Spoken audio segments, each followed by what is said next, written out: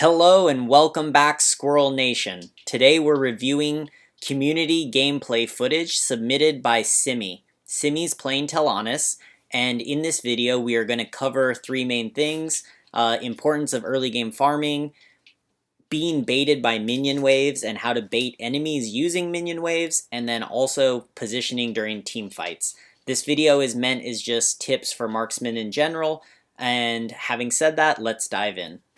Okay, so in this clip, I like what you're doing. You're trying to help your jungler leash and clear faster, which is, it's a nice thing to do. It's more of an advanced thing. You don't see it in solo queue that much. It does definitely help your jungler with the clear speed, but make sure you don't leech any of the gold or experience, because then you're actually hurting them.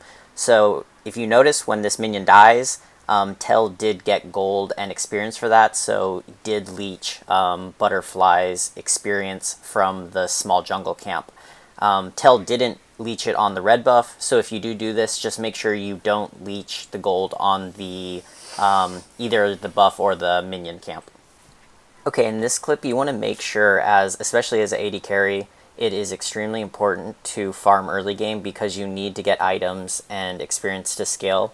And so here you'll notice that Tel is going to miss experience and gold on a little bit of the wave because she tries to position to knock down the enemies. So notice there's there's two minions still alive, which the Pyrrha is killing, and then Tel actually misses gold and CS on one of them, and doesn't even manage to poke the enemy. So those seem like minor mistakes, but especially for AD carries who need to get to items to have impact on later team fights, it's not a good idea. Okay, so again in this clip, we're focusing on miss CSS. So if you notice, the full wave is there and Tel decides to rotate mid. I'm not really sure why. She ends up coming to poke Raz and then gets scared right away and wastes Flicker. This overall is just really bad. So you missed an entire wave of minion golden experience bottom, and then you also burned your Flicker trying to ambush a Raz in a bush. Just both of those things are just poor management of your resources, and then also losing farm. This clip is just weird positioning. So at first, if you notice, Tel's trying to kind of poke at them, doesn't quite pull the trigger, and then she actually lets the enemy Ahri and Pyrrha get in between her and her tower. This is not a good idea because that just makes it easy for them to kill you. So if you notice, she wants to get the wave and she comes down, but now Ahri just gets the easiest ult onto her, right? And then also we saw the Raz rotating down. So in that case, if you're going to hold a bush as your marksman and your support's not helping you, then it's better to back up and just give up that position. And the worst thing you can do in that situation is actually coming out of that bush and running directly to where the enemies are so they can cut you off on your way back to your safe zone around your tower. This clip is a great example of Tel doing a good thing by not getting baited. So what's going to happen is you're going to notice the enemies start to rotate bottom because they want to get the tower, and what they're going to do is they're going to set up for an ambush while the minion wave is frozen in the middle of the lane. So if you notice here, Tel is kind of checking around and actually does manage to dodge that Raz. But so the enemies are setting up in that bush to try to poke you down. So pause real quick. You notice the wave is frozen mid, right?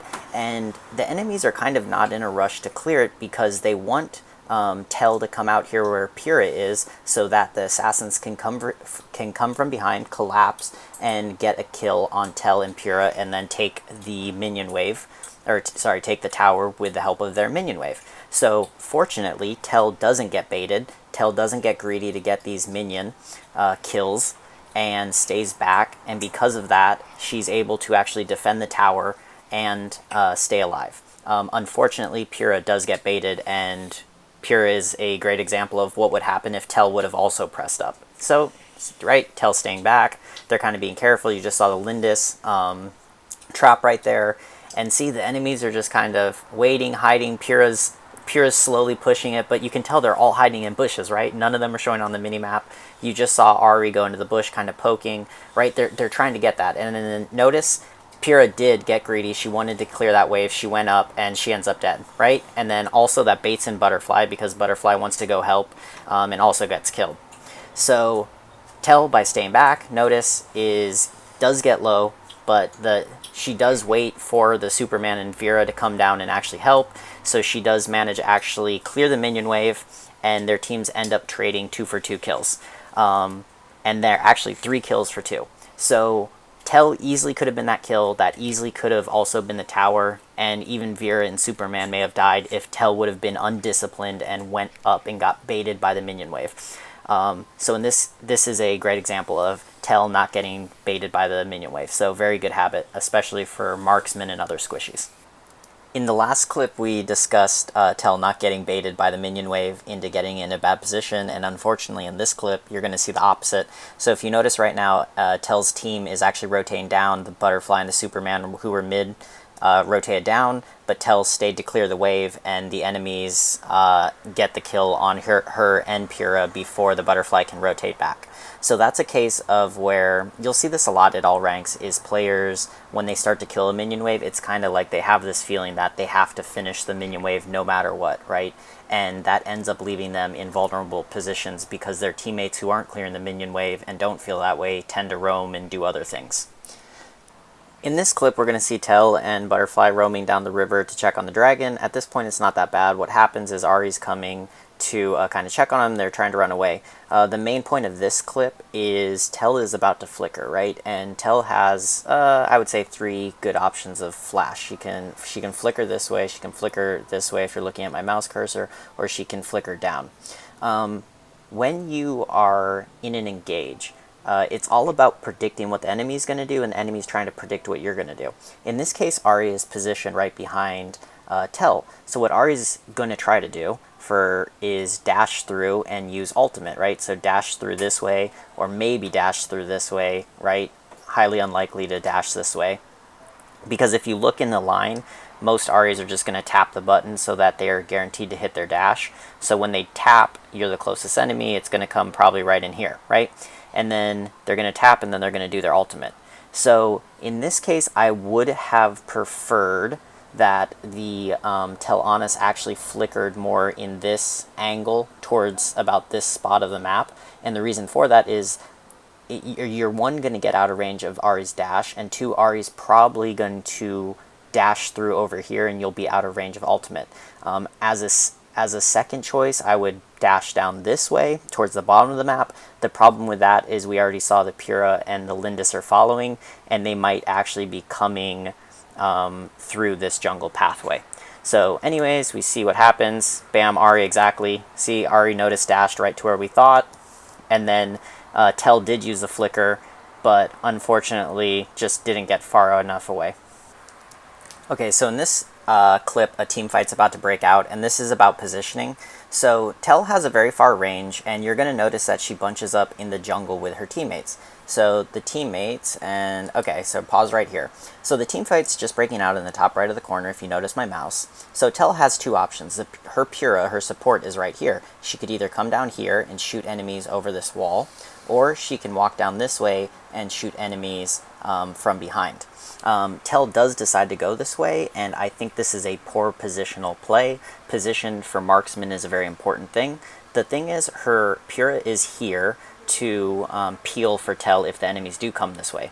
But at the same time, it's putting a barrier between Tel and the enemy team. If you do notice, the Raz has actually opted to come down here. If you notice on the minimap, he's actually chose to come the bottom path, but you will see teams kind of go back and forth. So I want Tel to do the same, like start down here. If Pyrrha is kind of getting scared or losing position versus the Raz, then you can come back up this way. But anyways, what you're going to see is the whole fight gets put into this little corridor, and then the thing by doing that for Tel as the marksman is you're clumping your whole team into one really condensed area, and it just makes it easy for the enemy team to burst you down, right? So they come to this corridor, and if you notice, just all this damage is spamming through there. Tel's team does end up turning this because the enemies make the same mistake, right? If you notice, the enemies also all clustered up in that spot, so the Superman came through and hit all of them with his combo, the laser and then cold breath, and Tel did a lot of damage spamming too, but the lesson to be learned here is actually on both sides, is that it ended up 3 deaths for 3 deaths, if you notice. If Tel would have stayed down here, I think Tel would have also lived through that because the Raz most likely couldn't have got to her. So anyways, that's just positional things to think about. Same thing for the enemy team. If the Raz would have came down this way and come behind the team, say the Raz would have went down this way and come around here instead of clumping up with his team here, then Raz actually might have got out of this fight without dying too. So this is kind of a lesson learned for both teams. I think both teams could have positioned better. So it's just a good clip for everybody to look at and kind of think about how you should position leading up into these big fights. But a good rule of thumb is if you're a squishy, never clump up. Right? Never, if there's like 3 or 4 people around you, that's probably not a great spot for you to be. This clip is another illustration of positioning coming into a team fight. So actually Tel starts with good position by luck. So if you notice at the top middle of the screen, we notice a team fight happening up here. Tel right now is good, right? She's back, she's not clumped up with her teammates, and she can spam damage onto the enemy team. But what you're going to see is Tel ends up running this way, which is the way that her team is also retreating.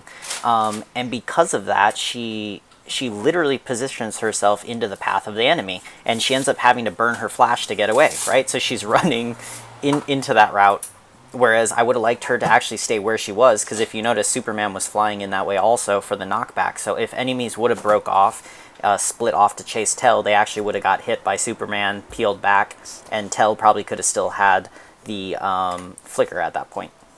Okay, that does it for today's video. I hope everybody enjoyed it. Please like and subscribe if you did. Also, it really helps me if you will share this video around so that other people can join the Squirrel Nation and just join our great community we have going on. But anyways, as always, I'll see you all tomorrow, and happy ranking.